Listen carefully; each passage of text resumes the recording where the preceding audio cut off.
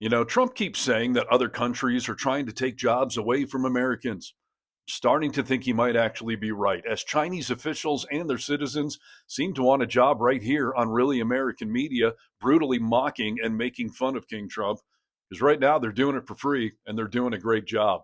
We'll get to some of their fresh zingers momentarily.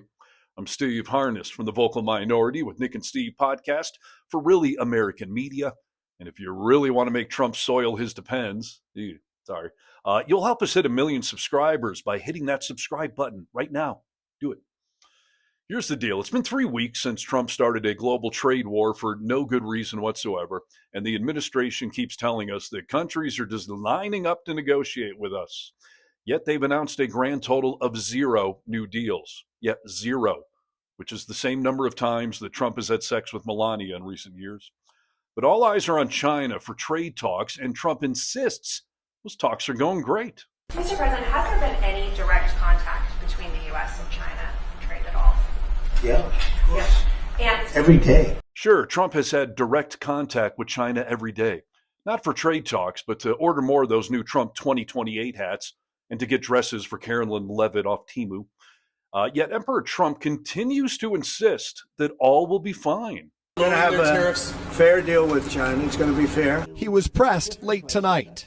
How soon do you want to bring the tariffs on Chinese goods Well, that down? depends on them. We've been ripped off by every country in the world practically, and friend and foe. And we're not doing that anymore. So. The president today telling NBC News the U.S. is in active talks with China. But just minutes earlier, Treasury Secretary Scott Bessent said those talks have not yet begun. So which is it? Have talks started or haven't they? Trump says they have, but in fairness, he's just lying to all of us. It's what he does. He's actually pretty good at it.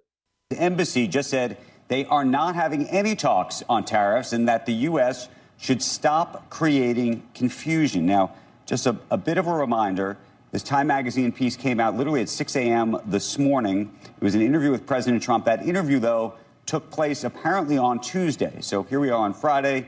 It's been a roller coaster of a week, and so many different things have been said, both by the president and his Treasury Secretary, Scott Bessent, and others. But the one thing that has been consistent thus far is that China, at least publicly, has said that there have been no talks whatsoever. In an attempt to spin this epic failure, a senior administration official told NBC News that the U.S. is speaking with China on tariffs, but at low levels that don't involve any cabinet officials.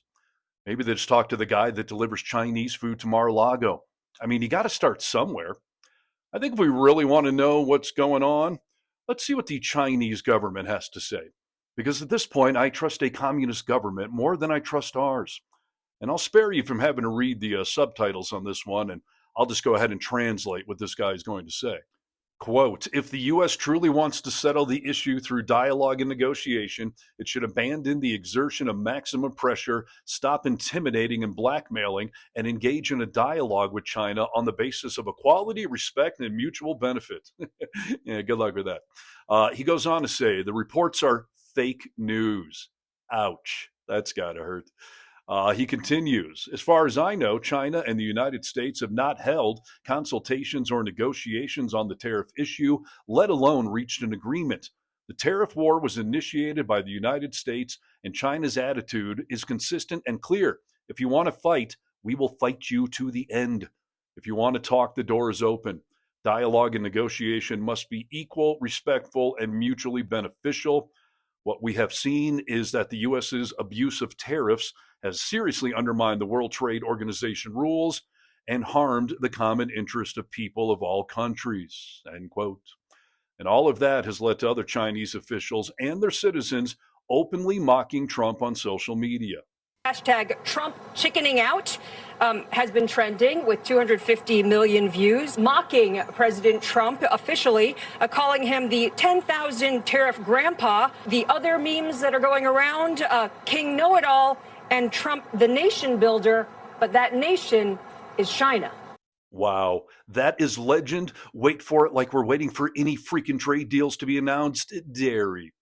Let's recap some of those zinger highlights. The Chinese are calling Trump 10,000 tariff grandpa, which is actually pretty respectful. They could have called him great grandpa since he's older than the Great Wall of China.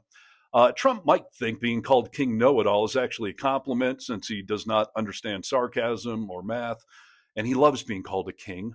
But the best line in there is that he's a nation builder, and that nation is China. Yeah, make China great again.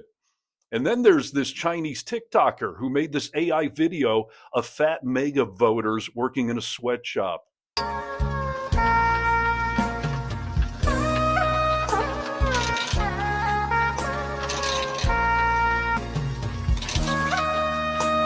And of course, some good old Americans are making fun of all of this too. And I don't just mean all of the top notch hosts right here on Really American Media. And both of our countries are going to face a lot of hardship.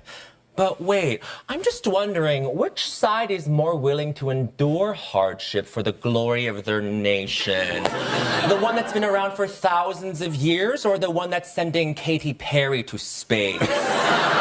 Listen, I think it's great that Trump has united planet Earth by giving us all reasons to laugh at him. That's very patriotic. But really, none of this is a laughing matter. Well, I mean, some of it clearly is. 10,000 tariff grandpa. That actually is pretty funny. But this is causing some serious concern back here in America. This week, the International Monetary Foundation slashed growth forecasts for the U.S., China, and basically every other country, citing the effects of the U.S. tariffs. The White House is also increasingly concerned about possible shortages on U.S. retail shelves. Amid confusion over the president's long-term tariff plans and following a Monday meeting where the CEOs of Target, Walmart, and Home Depot personally lobbied the president. Now listen, I'm happy to report that serious lectures like that from America's top CEOs have given Trump pause and made him reflect on all of this with deep analytical thought and interpersonal reflection worthy of the White House and the mantle leader of the free world. No, I'm just joking. Well, we'll see what happens. We're working on plenty of things that shouldn't be worked on because none of this stuff should have happened. This should have been taken place by Biden. It should have been fixed by Biden, but he couldn't do it, nor could he come close to doing so. I'm actually surprised he didn't blame Obama or Abraham Lincoln. So the good news is that China has joined in on making fun of Trump. The bad news is that we're all screwed because 49.9% of Americans actually thought it was a good idea to elect this clown. But you know what they say, elect a clown and you get a circus. But not the fun kind of circus, just the one where they torture all the animals and you leave feeling kind of gross after watching it all. Well, stay tuned, get vocal, and follow us right here for more. I'm Steve Harness from the Vocal Minority Podcast for Really American Media. So are you ready to come to the negotiating table for a trade deal? Not yet. I've just been really enjoying my downtime.